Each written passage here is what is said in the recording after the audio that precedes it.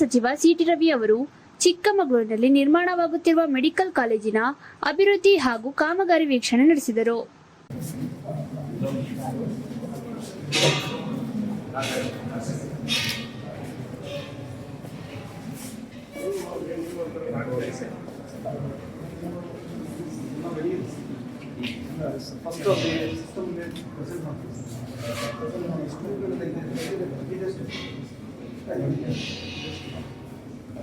ಲಾ medical college ಇದೆ ತರ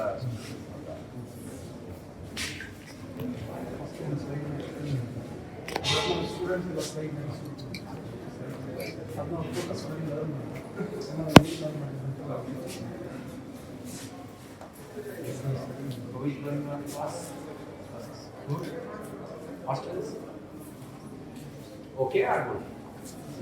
okay ಇಲ್ಲೇ ಇದೀವಣ್ಣ, ಮೇಲೆ ಮೇಲೆ ಮೆಡಿಕಲ್ ಕಾಲೇಜ್ ಮೇಲೆ. ಬಳಿಕ ಮಾತನಾಡಿದ ಅವರು, ಚಿಕ್ಕಮಗಳೂರು ಮೆಡಿಕಲ್ ಕಾಲೇಜು ಮತ್ತು ಸೂಪರ್ ಸ್ಪೆಷಾಲಿಟಿ ಆಸ್ಪತ್ರೆ ನಮ್ಮ ಬಹುದಿನದ ಕನಸು. ಆ ಕನಸನ್ನು ನನಸು ಮಾಡಬೇಕು ಎಂದು ಸತತ ಪ್ರಯತ್ನ ಮಾಡಿ ಪ್ರಧಾನಮಂತ್ರಿ ನರೇಂದ್ರ ಮೋದಿಜಿಯವರನ್ನು ಭೇಟಿ ಮಾಡಿ ಅಂದು ವೈದ್ಯಕೀಯ ಶಿಕ್ಷಣ ಸಚಿವರಾಗಿ, ಆರೋಗ್ಯ ಖಾತೆ ಸಚಿವರಾಗಿ ಕಾರ್ಯನಿರ್ವಹಿಸುತ್ತಿದ್ದ ಡಾಕ್ಟರ್ ಹರ್ಷವರ್ಧನ್ ಅವರನ್ನು ಭೇಟಿ ಮಾಡಿ ಕೇಂದ್ರ ಮತ್ತು ರಾಜ್ಯ ಸರ್ಕಾರದ ಸಹಭಾಗಿತ್ವದಲ್ಲಿ 638 ಕೋಟಿಯನ್ನು ಮೆಡಿಕಲ್ ಕಾಲೇಜು ಮತ್ತು ಸೂಪರ್ ಸ್ಪೆಷಾಲಿಟಿ ಆಸ್ಪತ್ರೆಗೆ ಮಂಜೂರು ಮಾಡಿಸಿದ್ದೇವೆ ಎಂದು ಹೇಳಿದರು. ಚಿಕ್ಕಮಗಳೂರು ಮೆಡಿಕಲ್ ಕಾಲೇಜು ಮತ್ತು ಸೂಪರ್ ಸ್ಪೆಷಾಲಿಟಿ ಆಸ್ಪತ್ರೆ ನಮ್ಮ ಬಹುದಿನದ ಕನಸು. ಆ ಕನಸನ್ನು ನನಸು ಮಾಡಬೇಕು ಅಂಥೇಳಿ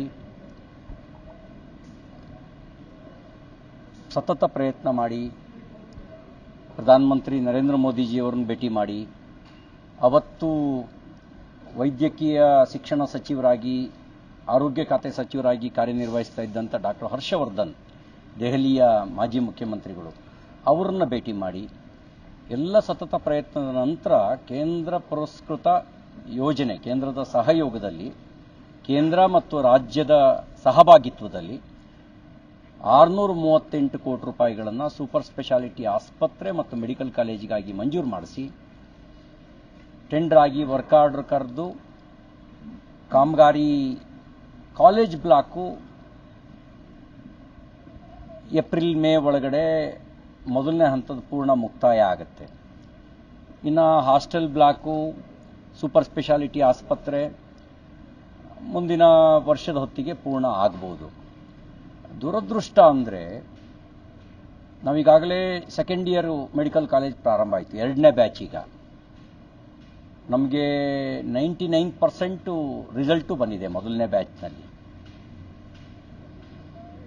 ಇದಕ್ಕೆಲ್ಲ ಮೊದಲನೇ ಪ್ರಯಾರಿಟಿ ಕೊಟ್ಟು, ಪ್ರಥಮ ಆದ್ಯತೆ ಕೊಟ್ಟು ಕೆಲಸವನ್ನು ಪೂರ್ಣಗೊಳಿಸಬೇಕು.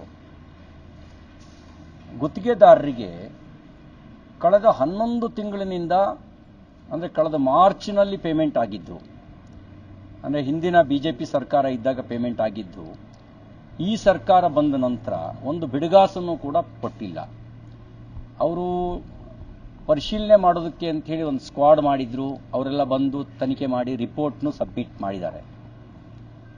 ಆದರೆ ಯಾವ ಕಾರಣಕ್ಕೋ ಏನೋ ಗೊತ್ತಿಲ್ಲ, ಬಹುಶಃ ಹಾಸನ ಜಿಲ್ಲೆಯ ಮಾಜಿ ಸಚಿವರು ಶಿವರಾಮ್ ಹೇಳಿದಂತೆ ಈ ಪರ್ಸೆಂಟೇಜಿನ ಸೆಟ್ಲ್ಮೆಂಟಿನ ಪ್ರೆಸರ್ ಮಾಡೋಕ್ಕೋಸ್ಕರನೂ ಇರ್ಬೋದು.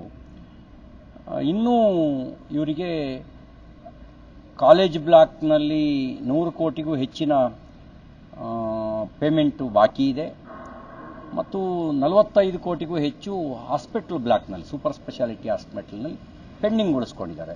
ಅಂದರೆ ಕಳೆದ ವರ್ಷ 2023 ಮಾರ್ಚ್ ನಂತರ ಯಾವುದೇ ಪೇಮೆಂಟನ್ನು ಇವರಿಗೆ ಕೊಟ್ಟಿಲ್ಲ. ಅಂದರೆ ಇವರಿಗೆ ಆದ್ಯತೆ ಏನು? ಇವರಿಗೆ ಈ ರೀತಿಯ ಜನರಿಗೆ ಉಪಯೋಗ ಆಗ್ತಕ್ಕಂಥ ಮೂಲಸೌಕರ್ಯಕ್ಕೆ ಹೆಚ್ಚಿನ ಅನುದಾನ ಕೊಡೋದು, ಕೊಟ್ಟು ತಕ್ಷಣ ಕಾಮಗಾರಿ ಪೂರ್ಣಗೊಳಿಸೋದು ಇವರ ಆದ್ಯತೆನೋ, ಅಥವಾ ಇದರಲ್ಲೂ ಕೂಡ ಬ್ಲಾಕ್ ಮೇಲ್ ಮಾಡ್ಕೊಳ್ತಾ ಪರ್ಸೆಂಟೇಜಿಗಾಗಿ ತೊಂದರೆ ಕೊಡೋದು ಇವರ ಆದ್ಯತೆನೋ?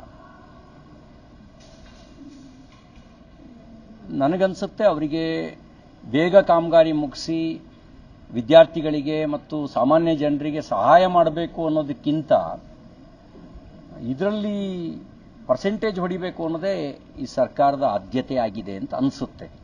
ಅದಕ್ಕಾಗಿಯೇ 10-11 ತಿಂಗಳಾದರೂ ಕೂಡ ಪೇಮೆಂಟ್ ಕೊಡದಲ್ಲೇ ಸತಾಯಿಸ್ತಾ ಇದ್ದಾರೆ. ಕೇಂದ್ರ ಪುರಸ್ಕೃತ ಯೋಜನೆ, ನಾನು ಈ ಬಗ್ಗೆ ಮಾನ್ಯ ಮುಖ್ಯಮಂತ್ರಿಗಳಿಗೆ ಮತ್ತು ಪ್ರಧಾನಮಂತ್ರಿಗಳಿಗೆ ಪತ್ರ ಬರೀತೀನಿ. ಯಾಕೆಂದರೆ ನಮ್ಮ ಕನಸಿನ ಕೂಸಿದು, ನಾವು ಮಂಜೂರು ಮಾಡಿಸಿದ್ದು.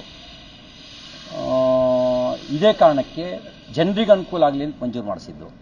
ಅವ್ರಿಗೆ ಪತ್ರ ಬರೀತಾನೆ, ತಕ್ಷಣ ನೀವು ಬಾಕಿ ಇರೋ ಹಣವನ್ನು ಬಿಡುಗಡೆ ಮಾಡಿ ಕಾಮಗಾರಿ ಪೂರ್ಣಗೊಳಿಸೋದಕ್ಕೆ ಬೇಕಾಗಿರ್ತಕ್ಕಂಥ ಅಗತ್ಯ ಕ್ರಮವನ್ನು ಕೈಗೊಳ್ಳಿ ಅಂತ ಮುಖ್ಯಮಂತ್ರಿಗಳಿಗೂ ಬರೀತಾನೆ, ಪ್ರಧಾನಮಂತ್ರಿಗಳಿಗೂ ಬರೀತಾನೆ. ಯಾಕೆಂದರೆ ಈಗಾಗಲೇ ಕೇಂದ್ರ ಸರ್ಕಾರ ತನ್ನ ಪಾಲಿನ ಹಣವನ್ನು ಕಾಲಕ್ಕೆ ಬಿಡುಗಡೆ ಮಾಡ್ತಾ ಬಂದಿದೆ.